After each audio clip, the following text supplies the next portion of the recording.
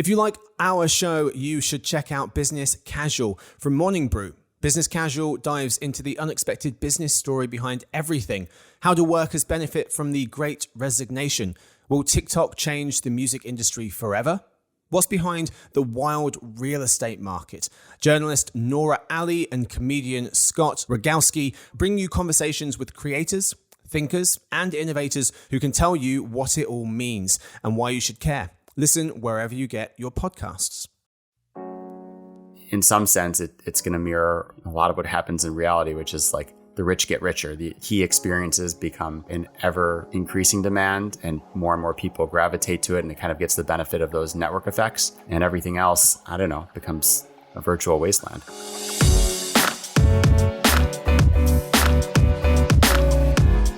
Hey gang, it's Thursday, June 2nd, ladies and gentlemen. Andrew and listeners, welcome to the Behind the Numbers Daily, an eMarketer podcast made possible by Marketing Architects.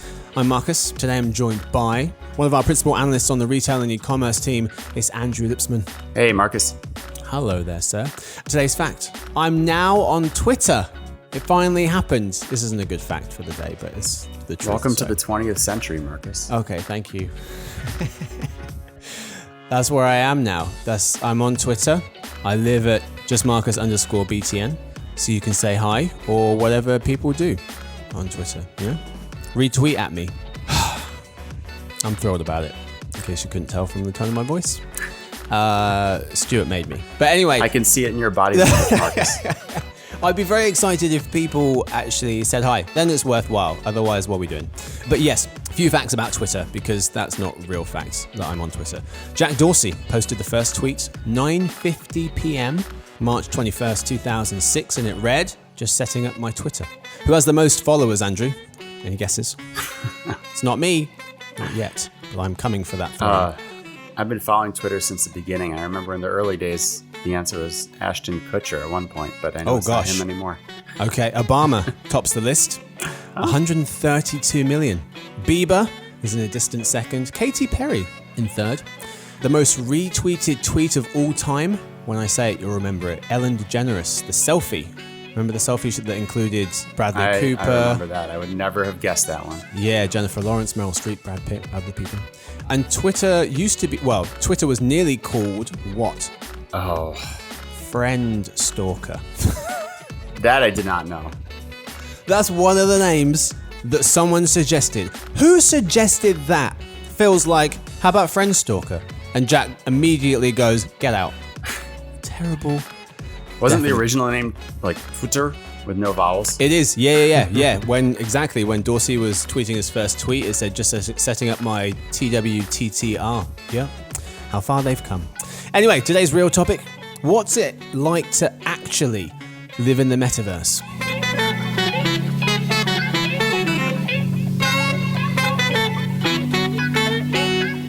Andrew, we continue our metaverse residency. We've been doing a metaverse episode, at least once or twice a month all this year. We've talked about what it is, how do we define it, and how it's going to change time and space, which is one of the concepts that you brought up in the first episode. We've talked about the key players. We've talked about why it might be bad, why it might not work at all. And today we're talking about what's it actually like to live in the metaverse. We want to get that kind of grounded before we went on to talk about in future episodes how to make money in the metaverse, what advertisers will end up doing in the metaverse. But what's it like to be there? Because that's typically how you start things. The consumers are there and then the money comes after.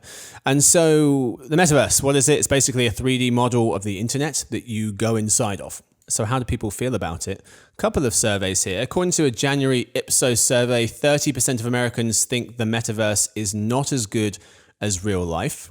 Only slightly fewer, 26%, think it's the future of technology. So divergent opinions there. In January, the Harris poll found that 44% of people thought life in the metaverse wouldn't be more fun than real life. Only slightly fewer, 37%, said it would be more fun. In April, a third of Americans felt engaging with friends in the metaverse was the actual same as in person, according to KPMG.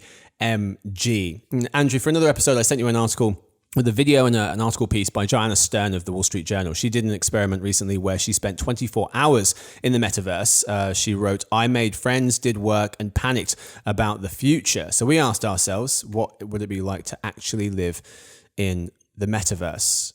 What do you initially think of when you think about spending all of your time in the metaverse?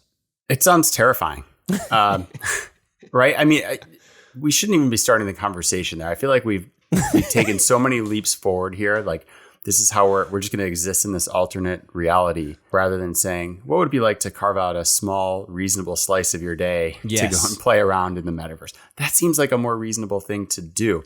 If you were spending all of your time there, I mean, isn't that just like traveling into your own brain or consciousness or something? That frankly sounds terrifying. Yep.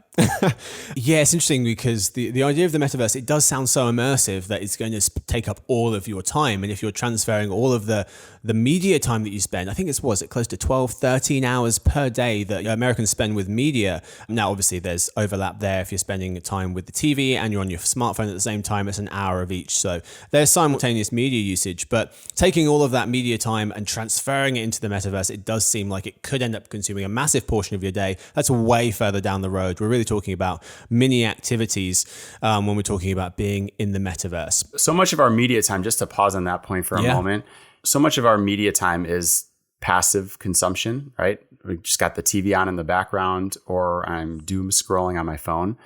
Are we supposed to go into the metaverse? Do we have our phones there? Do we just doom scroll from the metaverse? Yeah. I mean, how does this work, right? Like, these are the things you have to start to think about as you try and take the media consumption that we have today and you transport it there. I think for me, the metaverse, you have to have a purpose to what you're doing, or you're not going to go there. You're not going to go there. If you're just going to go there to walk around, you're going to get bored pretty fast and go out of it, just like you do if you turn on the TV and there's nothing that you find that you want to spend your time doing. Yeah. Well, let's talk about purpose for a second. Let's talk about what you can do, what can't you do in the metaverse at this point. So there's workplace interactions you can have. I think Meta's Horizons platform allows you to go and hang out with digital avatars of your colleagues and have work meetings. You can buy real estate. In a recent Recode piece, Adam Clark Estes notes that you can now be a landlord in the metaverse. One of the first companies to get into the digital real estate business is Metaverse Group, operates a virtual world called Decentraland. Last week, Metaverse Group's parent company, Token.com, said that one of the properties on Fashion Street within Decentraland sold for the equivalent of about $2.5 million, which is a record. The new owner of this estate near Fashion Street could presumably profit if Louis Vuitton wanted to open its virtual store there, and could effectively be the brand's virtual landlord. So people are buying real estate. People are getting married. Stephen Kurutz of the New York Times recently wrote about a wedding in the metaverse. Dave and Tracy Gagnon had avatars created that were based on personal photos and clothes they wore to their in-person ceremony. You can do a lot. You can do maybe too much. Andrew, is there anything currently that you've read of, seen people doing in the metaverse that you think to yourself, okay, that I could understand, there's a use case there? Or, outside of these examples I've given you, anything that you personally would like to do in terms of spending your time in the metaverse? Well, let's start with the real estate that's happening. So the way that I'm looking at what's happening there is, it seems like speculative investment based on perceived scarcity, right? And we see this happen time and time again, where you create something out of nothing in the digital world. And if there's scarcity to it, there can be a lot of value. Now, some real value has been created if you think back to domain names on websites, right? That's a great point. Yep. So that's one thing. But then also, you have Bitcoin, and we've seen Bitcoin become, or other cryptocurrencies, it's scarce.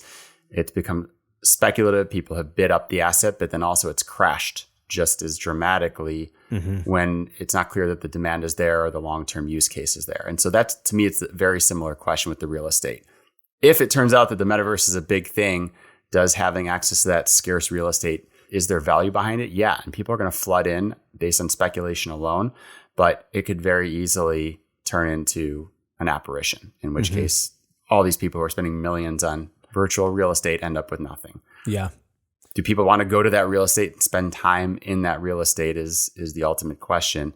And it may not be a binary thing, but the question is, like, is it something that's high enough demand that real estate has a lot of value, or does it just kind of have minimal value at the end of the day. We're talking about real estate. A big question is, where are people going to hang out? How do you know where to buy real estate? Is there going to be another world that you didn't buy real estate in that becomes more popular? So Andrew Webster of The Verge notes that League of Legends, which is a 5 versus 5 strategy game set in a fantasy realm, started as just another multiplayer PC game.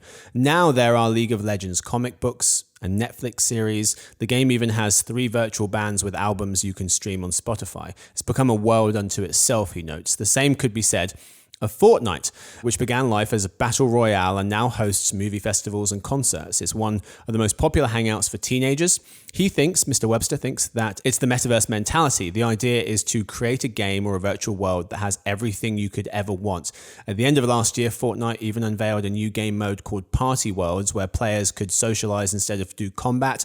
According to The Verge, Fortnite and League of Legends, their stories, their sports, their social spaces, and more. Andrew, when you think of these examples, is that where you can imagine people spending a lot of time? Do you see there being other worlds, other universes, other companies that end up setting up platforms? Where are people going to hang out? Yeah, I think those are the right use cases to think about when we think about the metaverse. And let me draw a parallel here to the real world, right?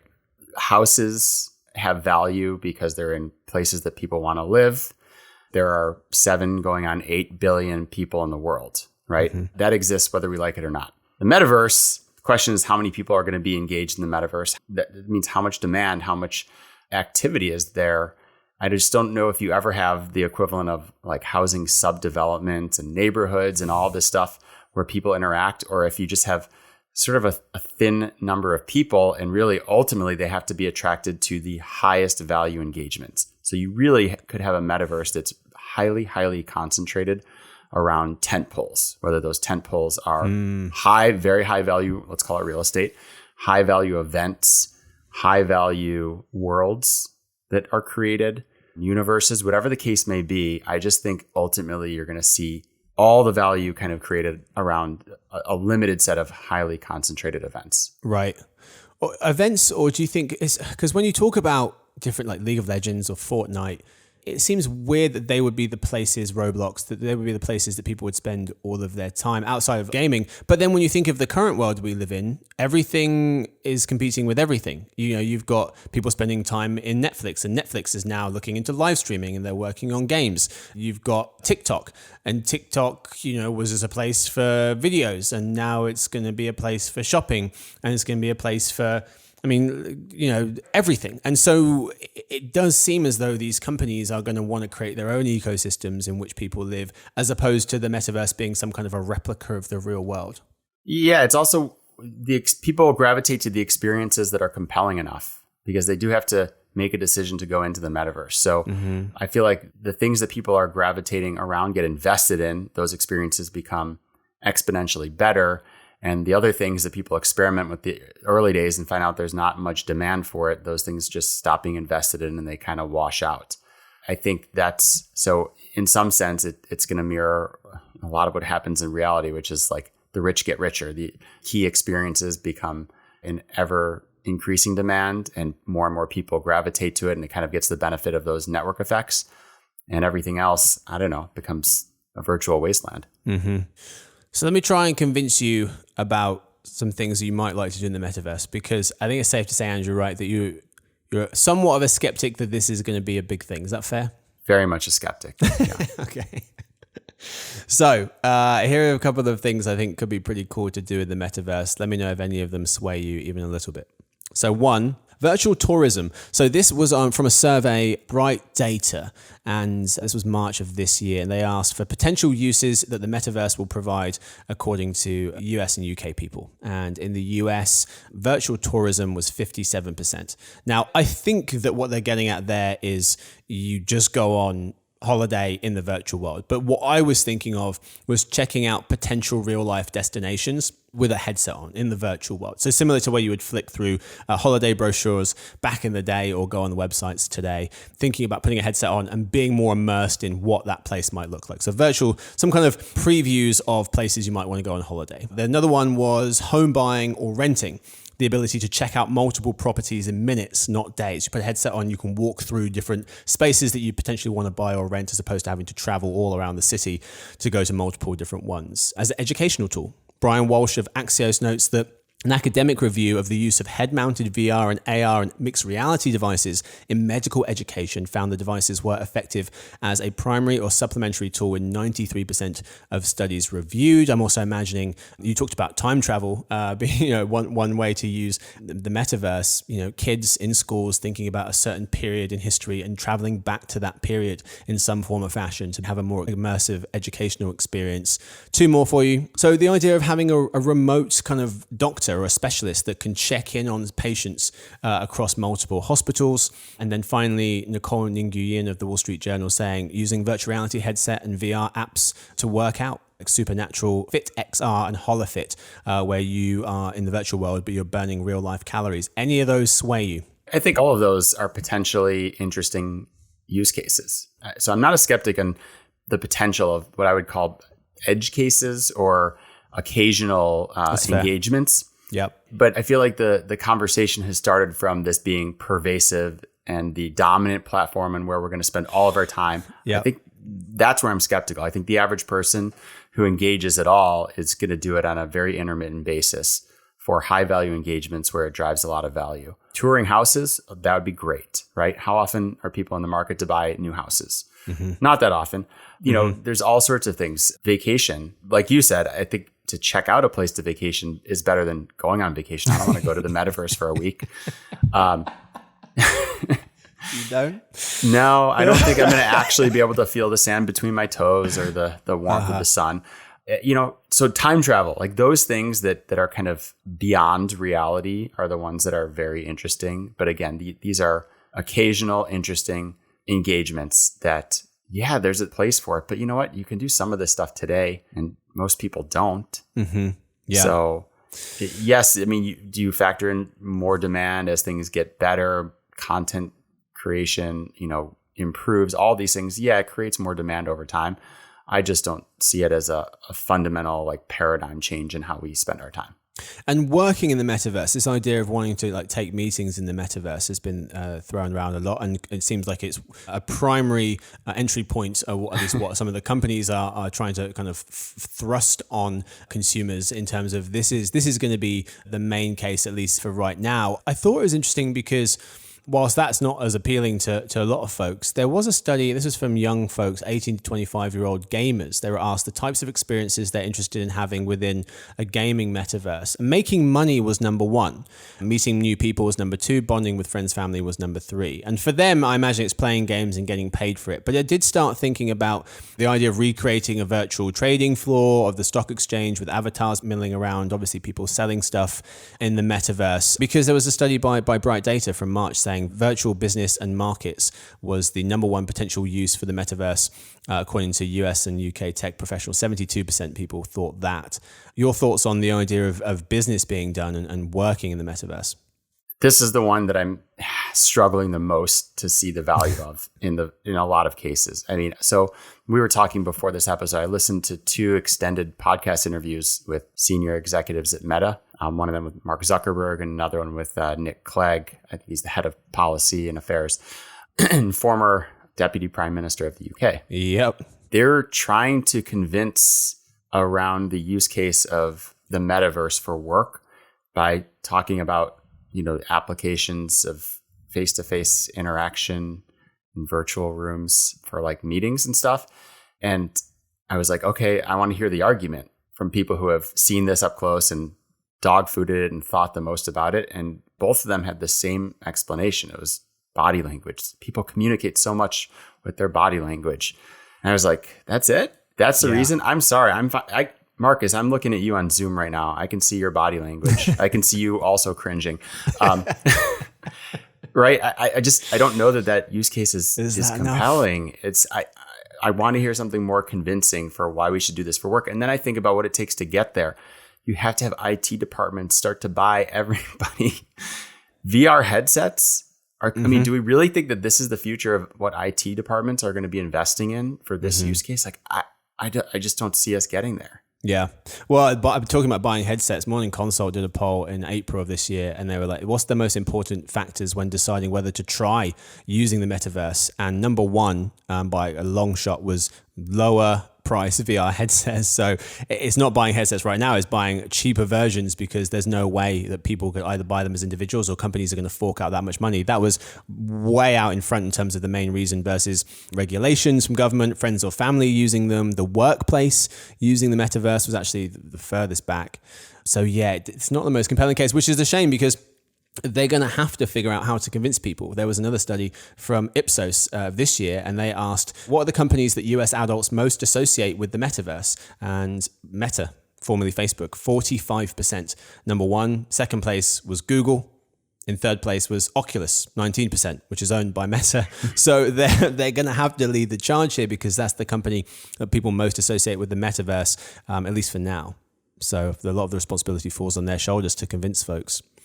Final question, Andrew, is who are you in the metaverse? Nick Gardner of Adweek said, when most of your time spent with others is on digital platforms, is your digital identity a better representation of who you are than your physical identity? As we look towards the future, he writes, our avatars will play an increasingly important role in how we enter the metaverse and how we represent ourselves there. The avatar can become an exploration of the self, but it can also give us the opportunity to be multiple selves, explore multiple identities or different facets of identity at once. As someone who might be a gamer, I could see why this might be interesting.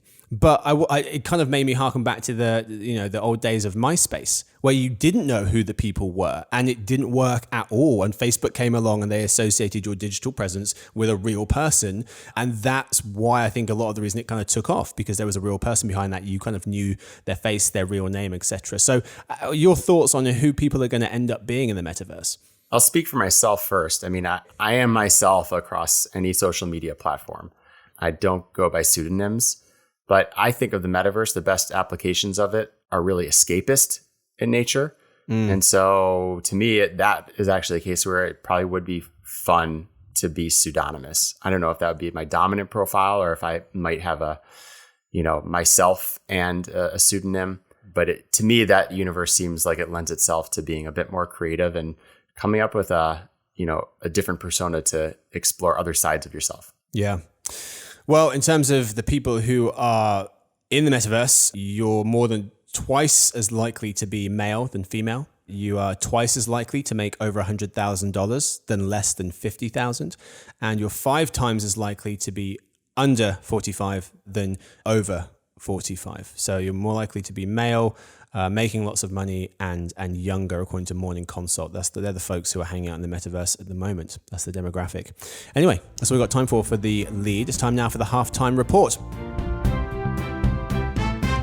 Andrew, your biggest takeaway about what it's like to actually live in the metaverse? I think it would not be great to live in the metaverse, but it might be fun to visit the metaverse. So that's the way that I'll try and think about it. And I think that's ultimately where we'll all net out. I think that's where Joanna Stern of the Wall Street Journal landed after 24 hours in the metaverse. It's not for me. I'm exhausted. All right, folks. Well, that's what we've got time for the lead. But before the ad break, I want to remind everyone about our surprise question giveaway, where twice a month I will randomly read out a question on the podcast. All you have to do is email the correct answer to podcast@emarketer.com and send us a screenshot of your review of this podcast, and you win a free mug. So a correct answer to the question plus a review equals a free mug. I don't have a question right now, but look out for some upcoming in episodes, and then you get to win stuff. If you send something in, there's a very strong chance you'll win the mug, because no one sent it. We got a few responses. Anyway, time now for another news, but first, a quick word from our sponsor, Marketing Architects.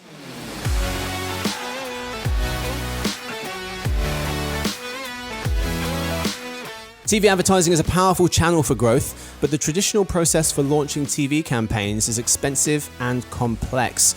That's why Marketing Architects changed it. With all-inclusive TV advertising, they invest their own money to produce, analyze, and optimize your campaign. All you pay for is media, setting you up for rapid growth at an extreme cost advantage. This approach is so revolutionary, they wrote a book about it. Go to marketingarchitects.com/book to get your free copy today.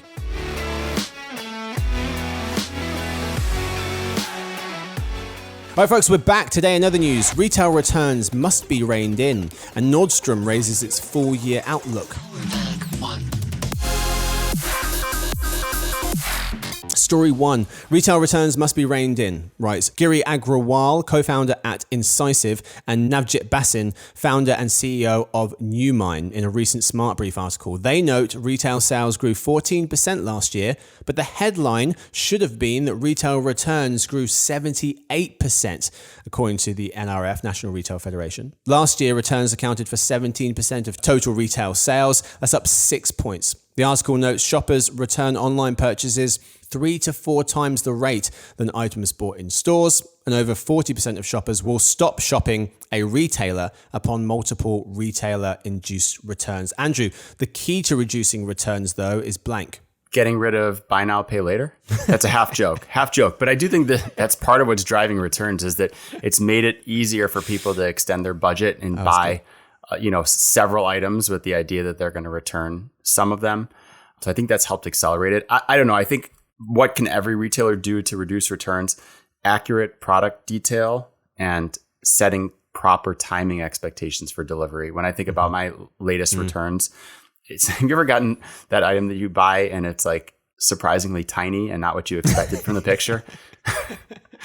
That leads to returns, obviously. And then if they just don't get the product to you at the right time, sometimes you have to make those returns. So the better you do with information transfer, I think the less likely you're at risk of getting that product back. 2 stats from me from that article. According to an Incisive and Newmine study, 3 out of 4 retailers prioritize having a good returns experience over reducing returns. They're prioritizing the good returns experience over reducing the returns. And then B, last year, 37% people mailed a return. 20% took an item to an alternative drop-off location, like a pharmacy or a locker. 15% returned to a different retailer, Amazon or Kohl's, that partnership they've got going on, and 9% took it to the actual store of the product. 2 years ago, Andrew, 3% of people took it to a different retailer. Last year, 15% of people did. So that Amazon Kohl's tie-up had gone from 3%, that example had gone from 3% to 15%, according to Nava. Story 2. Nordstrom raises full-year outlook as first quarter sales top expectations, writes Lauren Thomas of CNBC. She notes that the optimistic outlook stands in contrast to retailers like Target, Kohl's, and others that have recently dialed back their annual forecast as supply chain costs and other expenses eat into profits. But Andrew, the reason Nordstrom has been doing really well as of late is because of blank. Consumer demand in the key categories for them. I mean, apparel is the driver and it's a huge, huge category, and you have some softening across the category as a whole. But we are still seeing that pandemic bounce back in demand for some of the higher ticket apparel. If you think about back to work as a driver, if you think about events, the upcoming summer of, double wedding season. I know, just speaking for myself, within the last 4 to 6 weeks, I've gone to my first wedding, bar mitzvah, and conference event. And by the way, I went to Nordstrom and I dropped a few dollars on some clothes that I hadn't bought in 2 years. So I think there's a lot of people in a similar boat, and that's driving it. But I will say this isn't and Macy's had some similar trends. It'll help the department stores for the near term, but it ultimately will be ephemeral. And I don't think it's going to have a lasting upturn for them.